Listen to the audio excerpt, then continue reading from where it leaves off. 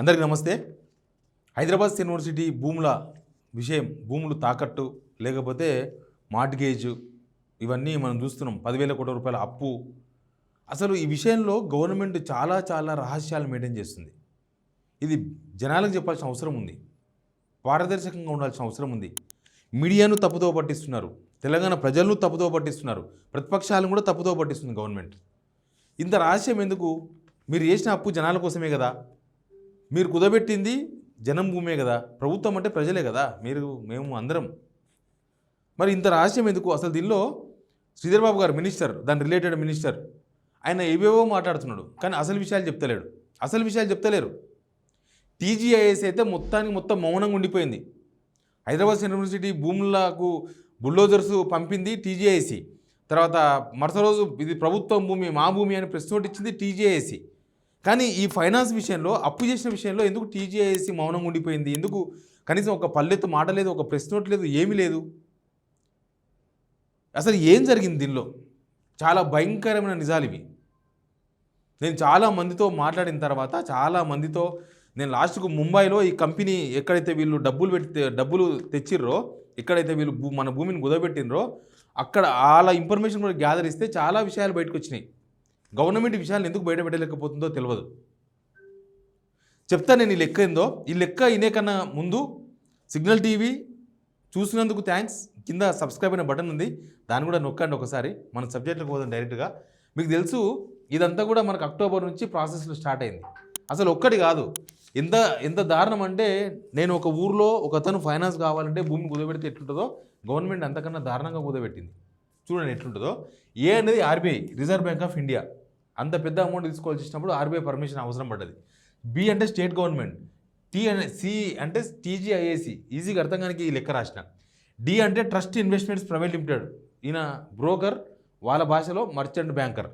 తర్వాత ఈ అంటే బీకన్ ట్రస్ట్ ఇష్యూ లిమిటెడ్, 10,000 కోట్ల రూపాయలు తెచ్చిచ్చింది ఈయనకే ప్రభుత్వ భూమిని తాకట్టు పెట్టి ఈయన పేరు మీద రిజిస్ట్రేషన్ చేసింది గవర్నమెంట్, ప్లస్ గవర్నమెంట్ బాండ్స్ ఇచ్చింది ఈయనకే. ఇవన్నీ జరిగినాయి. తర్వాత వీళ్ళందరూ ఫైనాన్సర్స్. ఇంట్రెస్ట్ వచ్చేసి 9.6%. 9.6% చాలా ఎక్కువ. ఇంత పెద్ద అమౌంట్ తీసుకున్నప్పుడు, గవర్నమెంట్ తీసుకుంటున్నప్పుడు ఇంత పెద్ద ఇంట్రెస్ట్కు ఎందుకు తీసుకున్నారో తెలియదు. ఈ 170 కోట్ల రూపాయలు ఇచ్చింది ఈయనకు, 170 కోట్ల రూపాయలు బ్రోకరేజ్.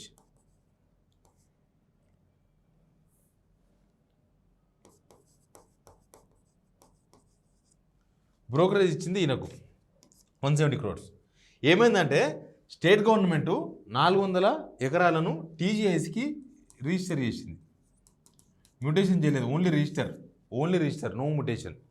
చేసినాక ఏమైందంటే డబ్బులు కావాలి టీజీఐసికి. టీజీఐసి అంటే గవర్నమెంటే, స్టేట్ గవర్నమెంటే, డబ్బులు కావాలి దీనికి. ఈ డబ్బులు కావాలని చెప్పేసి ఈ ట్రస్ట్ ఇన్వెస్ట్మెంట్స్ ప్రైవేట్ లిమిటెడ్ అనేది, డి అనేది ఆయన కన్సల్ట్ అయ్యారు. అసలు ఏ లెక్కన ఈయనను సెలెక్ట్ చేసిండ్రో తెలియదు, ఏ లెక్కన మధ్యవర్తి వచ్చిండో తెలియదు. తర్వాత ఈయన ఏం చేసిండు, వీళ్ళని వెతికి ఈయన పట్టుకున్నాడు. బీకన్ ట్రస్ట్ ఇష్యూ వాళ్ళని పట్టుకున్నాడు. పలానా తెలంగాణ గవర్నమెంట్కి 10,000 కోట్లు ఇవ్వాలి మనం, వాళ్ళు మనకు బాండ్స్ ఇస్తున్నారు, అది ఇది అని చెప్పారు. తర్వాత ఈయన ఏం చేసిండు, ఈయన దోస్తులు లేకపోతే ఈయనకు అప్పుడు డబ్బులు ఇచ్చేతోళ్ళు వీళ్ళందరూ పట్టుకొని వీళ్ళందరూ జమ చేసిండు. ఒక్క డబ్బులు కావు, వీళ్ళందరూ డబ్బులు జమ చేసి 10,000 కోట్లు చేసిండ్రు. ఉదాహరణకు చెప్పాలంటే, ఒక ఆయనకు భూమి ఉంది ఊళ్ళో. ఆయన ఏం చేసిండంటే ఒక బ్రోకర్కి చెప్పిండు, ఆయన పోయి నా భూమి కుదబెడదాం అనుకుంటున్నా, లేకపోతే నాకు డబ్బులు కావాలి, నా తను భూమి ఉంది, 400 ఎకరాల భూమి ఉంది, నాకు ఒక 10,000 కోట్ల రూపాయలు కావాలి, చూడు ఎవరన్నా మంచి ఫైనాన్సర్ ఉంటే అని చెప్పి ఒక బ్రోకర్ కప్ప చెప్పిండు. బ్రోకర్ ఏం చేసిందంటే ఇంకొక ఆయన పట్టుకున్నాడు. అని నువ్వు ఫైనాన్స్ చేసావు కదన్న, పలానా ఆయన ఉన్నాడు, 400 ఎకరాలు ఉంది, ఆయనకు నువ్వు ఇస్తే ఆయన గ్యారెంటీ ఇస్తాడు మీకు అని చెప్పి. ఆయన ఓకే అన్నాడు. ఆయన ఓకే ఎట్లా అన్నాడంటే, ఆయన ఊళ్ళో పెద్ద మనిషి, అందరి డబ్బులు ఆయన దగ్గర ఉంటాయి, చిట్టీలు వేస్తాడు, లేకపోతే ఇంకేదో ఫైనాన్స్ చేస్తాడు, ఇంకేదో చేస్తాడు, చాలామంది డబ్బులు, ఊళ్ళో చాలామంది డబ్బులు ఆయన దగ్గర ఉన్నాయి, నేను ఇస్తా, మన గ్యారెంటీ కావాలన్నాడు. గ్యారెంటీ కావాలంటే బ్రోకర్ ఇవ్వడు కదా గ్యారెంటీ. ఎవరైతే ల్యాండ్ ఉందన్నాడో ఆయన దగ్గరకు పోయిండు. పోయి ఆయన గ్యారెంటీ అడుగుతున్నాడు అన్నాడు. గ్యారెంటీ అడుగుతున్నాడు అంటే ఆయన ఏం చేసిండు, భూమి వాళ్ళ తండ్రి ఆయనకి ఇచ్చిండు. ఆయన నమ్ముతలేరు కదా, గ్యారెంటీ అడుగుతున్నాడంటే ఆయన ఏదో గ్యారెంటీ అడిగియాలి. వాళ్ళ తండ్రిని అడిగిండు. వాళ్ళ తండ్రి ఏం చేసిండు, బాండ్స్ ఇచ్చిండు. అంటే పేపర్ నేను రాసిస్తారా భయ్, మా కొడుకు ఇవ్వకపోతే నేను ఇస్తా అని వాళ్ళ తండ్రి రాసిచ్చిండు. తండ్రి రాసియంగా కూడా రాసిస్తే కుదరదు, మీ భూమి మాకు కుదబెట్టాలి అన్నాడు. భూమి కుదబెడితే ఇస్తామన్నారు. లాస్ట్కి భూమి కుదబెట్టేసిండ్రు. ఇక్కడ ఏమైంది సేమ్ అదే లెక్క. ఇప్పుడు ఈయన దగ్గరకు పోయి డబ్బులు ఇవ్వాలని ఈయనకి ఏం చేసిండు, నేను ఇస్తా మరి నా దగ్గర డబ్బులు ఉన్నాయి, చాలామంది డబ్బులు ఉన్నాయి, నేను ఇస్తా, కానీ నాకేం గ్యారంటీ ఇస్తారని చెప్పేసి నేను అడిగిండు. అడిగితే ఈయన ఏం చేసిండు, ఈయన పోయి అడిగిండు ఏం చేయాలి మరి, డబ్బులు ఇస్తే రెడీ అయినారు, స్టేట్ గవర్నమెంట్ అడిగింది మరి ఏమి ఇస్తారు గ్యారంటీ అని. అంటే మేము బాండ్స్ ఇస్తాం, గ్యారంటీ గవర్నమెంట్ నుంచి బాండ్స్ ఇస్తాం వీళ్ళకని చెప్పిండ్రు. బాండ్స్ అంటే ఒక బాండ్ ₹1,00,000 వాల్యూ అనుకో, ₹1,00,000 వాల్యూ 10,000 కోట్లకు ఎంతైతే అన్ని బాండ్స్ ఇస్తాం. బాండ్స్ అంటే ఒకవేళ టీజీఐసీ కనుక ఫెయిల్ అయితే డబ్బులు కట్టడంలో మేము ఇస్తాం, స్టేట్ గవర్నమెంట్ మాది గ్యారంటీ అని చెప్పేసి వీళ్ళు గ్యారంటీ ఇచ్చారు. ఇస్తే ఈయనేం చేసిండు, గ్యారంటీ మీరు ఇవ్వడం కాదు మాకు బ్యాంకర్స్ గ్యారంటీ కావాలంటే ఆర్బీఐకి లేఖ రాసిండ్రు, మేము పలానా దగ్గర డబ్బులు ఇస్తున్నాము, పలానా వరకు మేము బాండ్స్ ఇస్తున్నాము, మా తరఫున మా డబ్బులు మీ దగ్గర ఉంటాయి కాబట్టి మీరు విషయం చెప్పాలంటే ఆర్బీఐ ఏం చేసింది, మా దగ్గర వీళ్ళ అకౌంట్ ఎప్పుడు ఉంటాయి, గవర్నమెంట్కి ఆర్బీఐకి ఎప్పుడు చేబదులు నడుస్తూ ఉంటుంది, ఇవ్వడం కట్టడం నడుస్తుంటుంది, మా దగ్గర ఎప్పుడు డబ్బులు ఉంటాయి కాబట్టి మీరు ఆటోమేటిక్గా కట్ చేసుకోవచ్చు మా దగ్గర. ఈసీఎస్ సిస్టమ్, మనం లోన్ తీసుకుంటే బ్యాంకులో ఈజీగా కట్ అయిపోతాయి కదా, ఈసీఎస్ సిస్టమ్ ద్వారా మా దగ్గర ఈజీగా మీకు కట్ అయిపోతాయి అమౌంట్, మా దగ్గర ఎప్పుడు డబ్బులు ఉంటాయని చెప్పేసి ఆర్బీఐ కూడా దీనికి వివరణ ఇచ్చింది.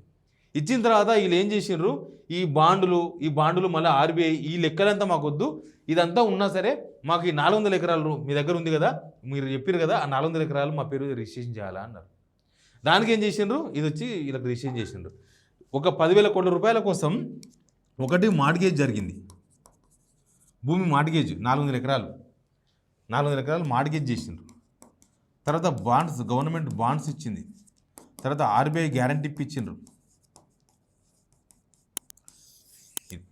ఇప్పటి వరకు ఇది లెక్క అసలు. కానీ వీళ్ళు ఏం చేసింది తెలుసా, ఎన్ని సీక్రెట్స్ మెయింటైన్ చేసిండ్రంటే ముందు నుంచి ఈ పేపర్లలో, ఇంగ్లీష్ పేపర్లో, తెలుగు పేపర్లో చాలా వార్తలు రాశారు కదా, 10,000 కోట్లు ఐసిఐసిఐ బ్యాంక్ అని. వాళ్ళని అడిగినా ఏంది ఇది అని అడిగితే తప్పుదో పట్టించారట. ఎంతసేపటికి ఐసిఐసిఐ బ్యాంక్కి వెళ్ళి తెచ్చినాం అని అడుగుతారంట. యాక్చువల్గా ఐసిఐసిఐ బ్యాంక్ పాత్ర ఏంది దీనిలో అంటే, టీజీఐసి వాళ్ళకు ఐసిఐసిఐ బ్యాంకులో అకౌంట్ ఉంది. ఇప్పుడు మనం పర్సనల్ లోన్ తీసుకుంటాం ఆన్లైన్లో, ఆ లోన్ ఏ బ్యాంకులో వేయాలంటే మనకు బ్యాంక్ నుండి వేస్తాం కదా, జస్ట్ డిస్బర్స్ చేసింది ఐసిఐసిఐ బ్యాంక్. ఈ 10,000 కోట్ల రూపాయలు దీనికి వచ్చినాయి, వీళ్ళు తీసేసుకున్నారు. అదే వాళ్ళు చేసిన పని.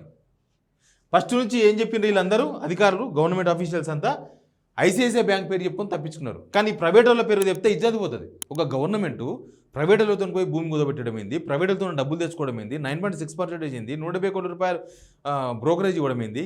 ఒక గవర్నమెంట్ ఇది వ్యవస్థ, గవర్నమెంట్ నడుపుతురా లేకపోతే ఇక్కడ ప్రైవేట్ లిమిటెడ్ కంపెనీ, ఇది గవర్నమెంట్ కదా, ఇజ్జత్ పోతుందని చెప్పేసి ఐసిఐసిఐ బ్యాంక్ చెప్పుకుంటూ వచ్చారు. ఇక ఈ కంపెనీ గురించి కూడా కొంచెం విషయాలు తెలిసినాయి. ఈ బీకాన్ ట్రస్ట్ ఎవరైతే 10,000 కోట్ల రూపాయలు సేకరించి ఇచ్చిండ్రో, ఇది ఒక పెద్ద ఇంటర్నేషనల్ కంపెనీ ఏం కాదు. దీనిలో ఒక 60 మంది ఎంప్లాయీస్ పనిచేస్తారంట.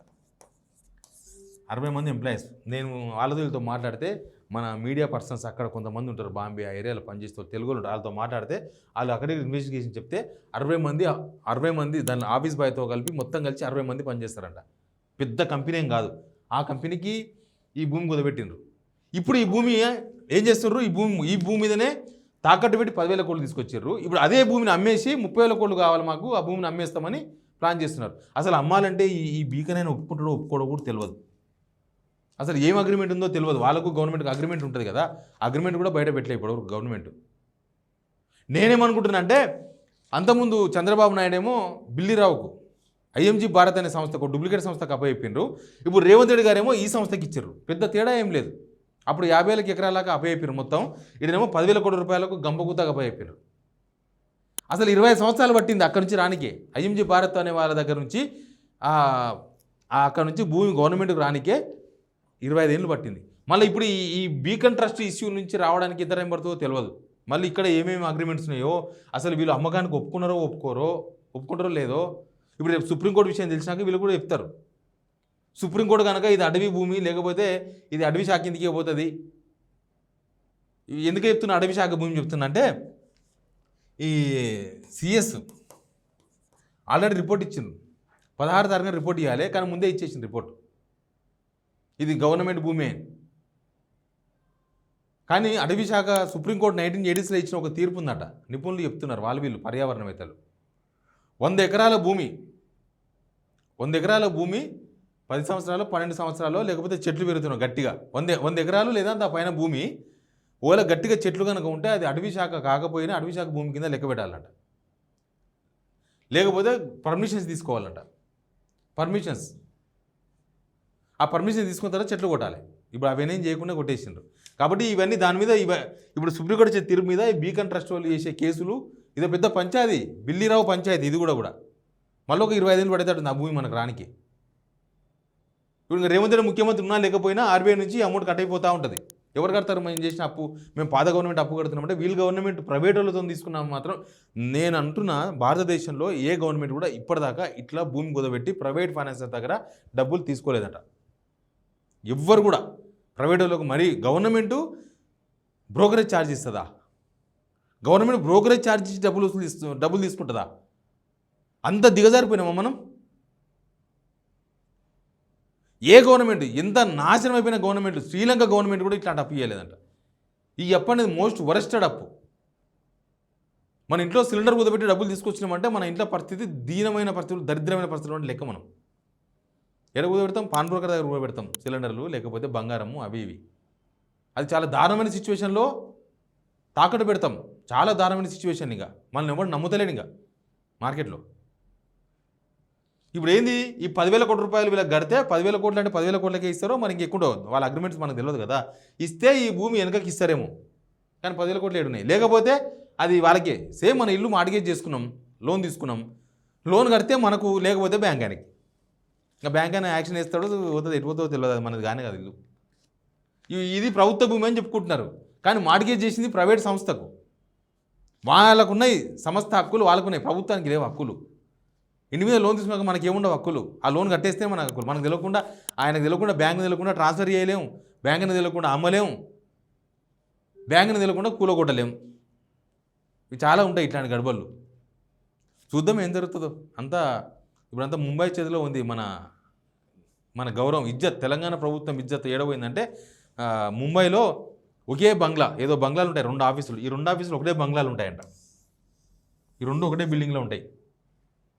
అక్కడ ఉంది మన ఇజ్జత్. Please subscribe signal TV.